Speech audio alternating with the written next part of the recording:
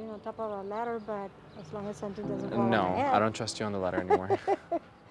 Adrian is a wonderful, I always gonna say kid, because he's always gonna be my kid.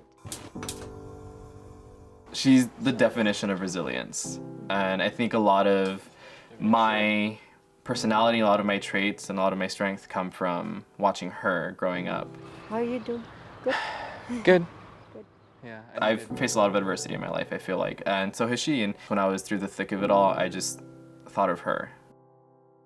I was like maybe around 12. I wasn't myself, very in my shell, and so she knew something was wrong. So I go in there and I say, why are you crying? I just told her, I said, Mom, I'm gay. And I said, it doesn't mean that I'm gonna love you less than what I love you now. You will always be my kid. You have me. I love you to death. You're my son. Nobody can tell me different. And I always tell you, you know, no matter what, blood is thicker than water, and you look for each other. I started getting really sick, and it was around wintertime. I thought maybe I'm just, I have a really bad cold, I have a bad flu, it's the cold, it's messing with me. The nurse said, we're gonna run some tests on you. And then he said, have you ever been tested for HIV?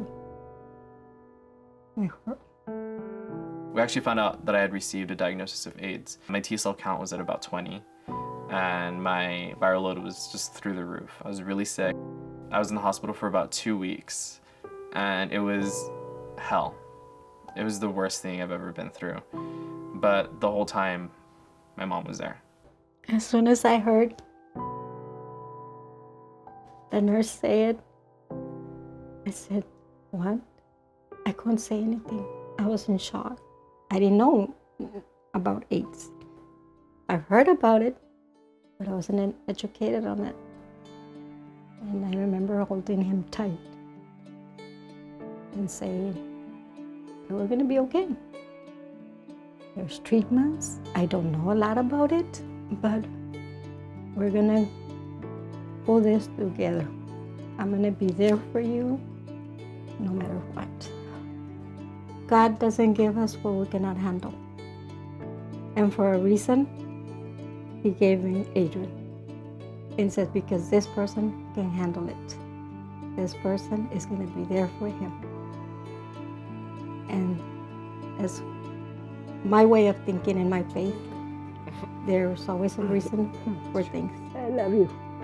She refused to leave, even when I told her, go get yourself some real food. You don't have to eat the hospital food, go home. Secretly, I was grateful that she didn't. I was scared, and I knew that I needed her, and she wouldn't leave, thankfully. Once I got him home, he had an appointment right away. I said, I'll go with you to every single appointment because I want to know. I need to get educated about his medication, how it works, how if he misses doses, can he take 2 or. I'm very healthy today, thankfully. I am undetectable. My immune system is strong again.